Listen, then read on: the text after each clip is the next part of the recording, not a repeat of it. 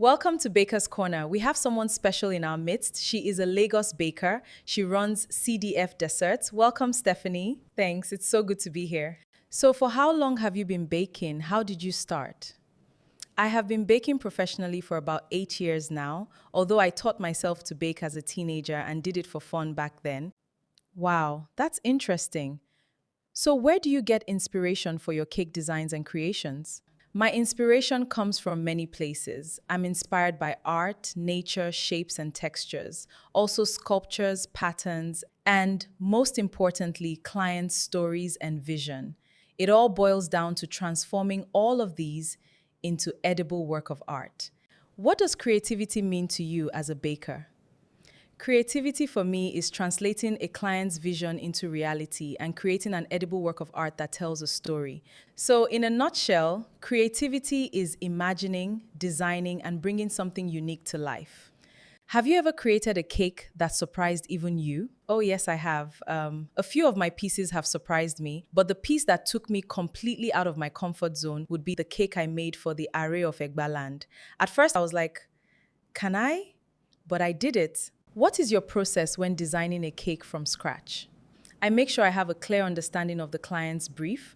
I do a bit of research, then I start putting the elements together. I just allow myself to go with the flow until near perfection is achieved and I'm satisfied with my finished piece. Do you think creativity can be learned or is it a natural gift? Creativity is a natural gift a person is born with, although some can argue it be learned, but I honestly don't believe so. But if you don't have it, you would burn out eventually.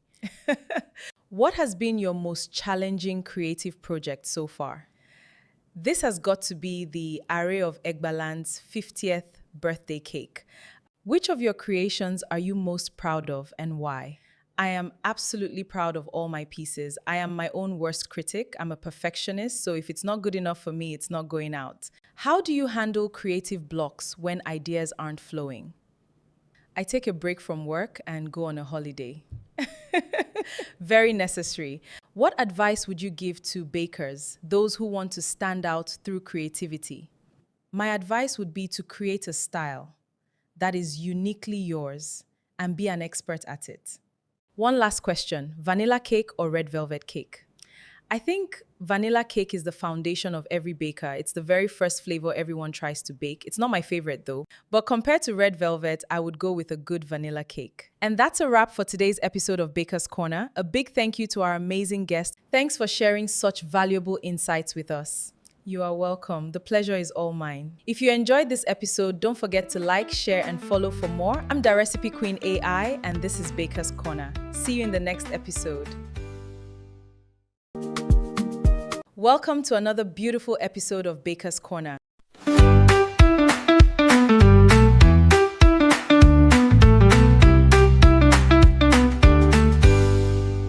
I have with me here a very special guest. She is also a big-time baker. Welcome to the show, Mrs. B. She has been baking for over 30 years. Thank you for having me. It is a pleasure to be here. So tell us, at what age did you start baking? I started baking when I was 20 years old, in my final year, while I was still a student in the university. Wow, that's interesting. So what was the first thing you baked? It was meat pie. While I was in my third year, I think second semester, my mom bought a cookbook for me after my exams. Then when I went back to school, as I kept trying out few recipes, I became perfect with meat pies. Then my hostel mates started buying. Really? Those days, I couldn't buy oven because I lived in the hostel. I used my stove and pot to bake. We were allowed to cook as students. I'm very aware that you bake the best cakes in this city.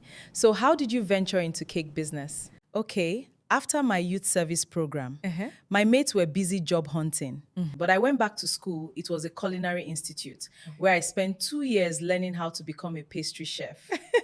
Then from that time, I started baking cakes and all other pastries. I met my husband for the first time the day I went to buy an oven. Interesting. Yes, he also came to buy an oven for his mom as a birthday gift because his parents had a mini bread bakery those days. What inspired you to choose baking as a lifelong career? I will say passion. Baking is pure passion. From then up till now, all I can say is the passion keeps me going. Looking back, what was the biggest challenge you faced in your early years as a baker? I think ingredient consistency was hard. We struggled with that. What advice would you give to bakers who feel discouraged because their business isn't growing? My advice is that you should not give up. Not give up. Consistency is the key to this business. Keep refining your skills and also become open to learning. No one knows it all. We keep learning every day. If you could go back and give your younger self one piece of advice when you started baking, what would it be? I would tell myself to start small and never ever give up. Finally, what words of encouragement would you like to share with every baker watching or listening today? Always follow your unique passion and never give up on your dreams. Thank you so much for sharing your incredible journey and wisdom with us. My pleasure. To everyone watching, if you enjoyed this episode of Baker's Corner, don't forget to like, share. See you in the next episode.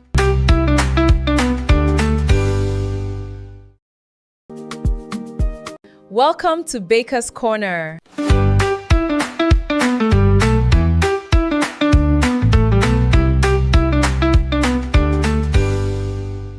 Welcome back to the show. I'm your host. Today we have a special guest. He's a master baker.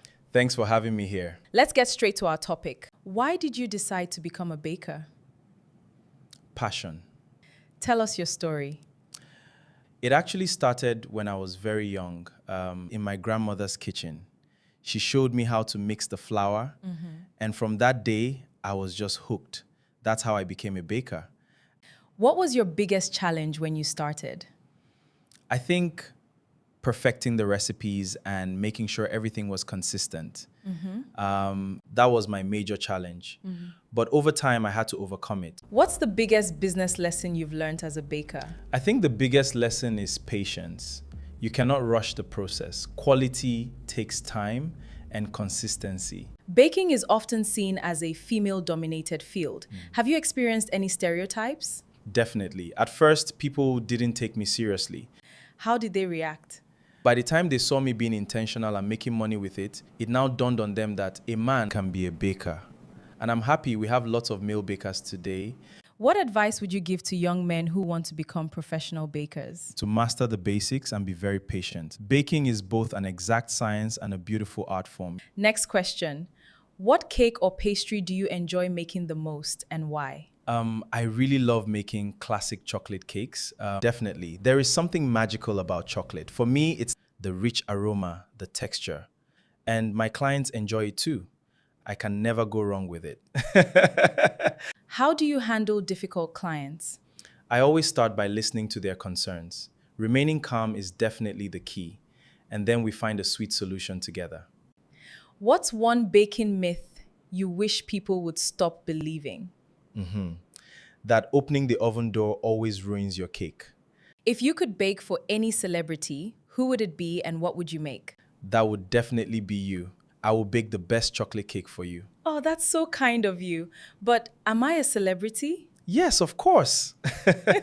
Finally, if you are to choose buttercream or whipped cream? Buttercream. It's more stable. And it's a wrap. Thanks for your time. The pleasure is all mine. Thanks for hanging out with us on Baker's Corner. I'm DaRecipeQueen AI. If you enjoyed this episode, don't forget to like, share. Keep baking, keep growing, and keep creating magic. See you in the next episode.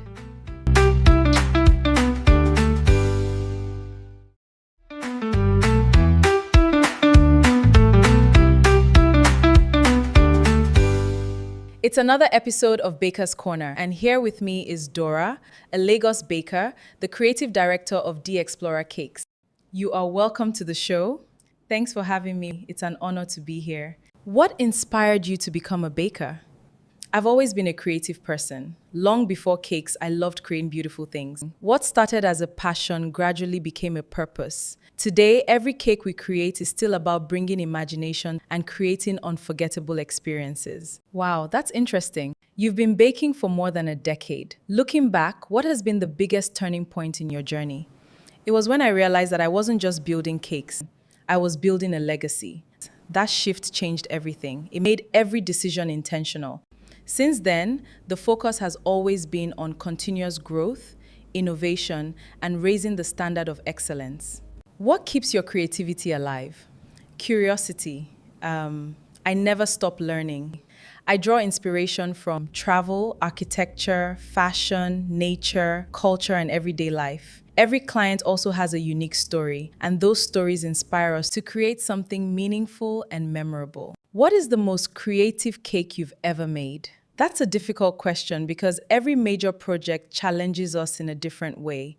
The cakes I treasure most are the ones that tell a story, where creativity, emotion, craftsmanship, and precision all come together. Those are the projects that truly define who we are as D'Explorer Cakes. One word that describes your baking journey. Purposeful. As a woman who has built a lasting brand, how have you balanced entrepreneurship, family, and personal life over the decades? I've learned that balance isn't about giving everything equal time every day. It's about knowing what matters most in each season of life. I've been intentional about building a strong team, protecting family time, and continuously growing as a leader. What advice would you give bakers who want to stand out through creativity? Don't copy, create. Master the fundamentals first, then never stop learning. Draw inspiration from places beyond baking because creativity has no boundaries. Most importantly, stay authentic. Looking back, what was the biggest challenge you faced in your early years as a baker? One of the biggest challenges was earning people's trust and proving that excellence was worth investing in. Wow. So lastly, buttercream or fondant? I genuinely appreciate both because they each serve a different purpose. For me, it's about choosing the best medium to bring each client's imagination to life. And it's a wrap. Thank you so much. I'm your host, DaRecipeQueen AI. Please feel free to like, share, and see you in the next episode.